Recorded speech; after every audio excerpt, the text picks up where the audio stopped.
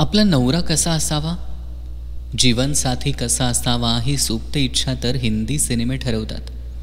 इतका उंच, ह्या रंगाचा, इतकी शरीर यष्टी असणारा, गाणे गाणारा, डान्स करणारा, इतका श्रीमंत, इतका बंगलेवाला, कधी स्वयंपाक करून घालणारा, बाईक किंवा मोठ्या गाड्या चालवणारा, 10 लोकांना एका ढिशूममध्ये मारणारा आणि कमालीचा रोमॅन्टिक, जो एकदम बगीचात बसून कभी कभी मेरे दिल में ख्याल आता है यासारख्या नजम म्हणेल, असा जीवनसाथी असावा असं बहुतेक सर्व मुलींना एका वयात वाटतं. तसेच अप्रतिम, सुंदर, लांब केस, गोरी गोरी, मोठे डोळे, सुंदर फिगर आणि एकदम माझी मैं आपके पाँव दबा देती हूँ आणि अगदी रोज उत्कृष्ट स्वयंपाक करणारी, डॉक्टर किंवा इंजिनियर, नोकरी करून पैसा कमावणारी, असं असूनसुद्धा तुम्ही मेरे भगवान हो असं म्हणत लांब लांब पापण्या पिटपिट करत सकाळ संध्याकाळ घरातील सगळ्यांच्या पाया पडणारी, अशी जीवनसाथी अशी अपेक्षा करतात सगळी मुलं. पण तसं होतं का कधी?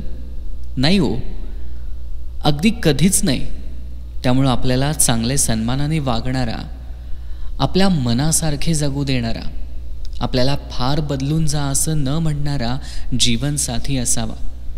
व्यसनी नसावा, मारझोड शिवीगाळ करणारा, हलक्या कानाचा नसावा, थोडा महत्त्वाकांक्षी, धडाडीचा, कामं व्यवस्थित करणारा असावा, हुशार असावा, विनोदबुद्धी असणारा असावा, जीवनसाथीला खळखळून हसता येणं आवश्यक, उत्तम चारित्र्य असावं, संशयी नसावा, विश्वासू आणि विश्वास ठेवणारा असावा, आपल्या आईवडिलांना आणि सासू सासऱ्यांना मान देणारा असावा, ऐकावे जनाचे पण करावे मनाचे हे समजणारा असावा, आणि प्रत्येक नग देवाने वेगळा बनवून पाठवलाय आणि अगदी परफेक्ट मॅचिंग कोणी नसतं हे जाणणारा असावा.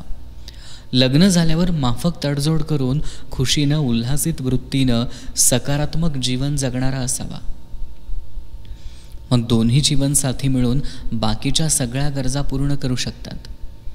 शेवटी पदरी पडले, पवित्र झाले हे समजणारा असावा. जो पण जीवनसाथी मिळतो त्यानं जीवनभर संगत करावी आणि दोघांनी मिळून एक सुंदर छोटेसं विश्व आपल्या 4 भिंतीच्या आत उभं करावं. आयुष्याच्या शेवटी अनेक भांडणं, संकट, दुःख, निराशा, आजारपण यांना तोंड दिल्यावर मागे वळून बघितलं तर छान संगत आहे असं समाधान मिळेल असा असावा. खरं तर पती पत्नी नातंच इतकं सुंदर आहे की हा किंवा हीच खरी आपली आहे हे सगळ्यांना कळतंच कधी ना कधी. जसं असेल तसं मग आवडायला लागतं. इथं जीवनसाथी हा शब्द पती आणि पत्नी या दोघांनाही उद्देशून लिहिलाय हे लक्षात ठेवा.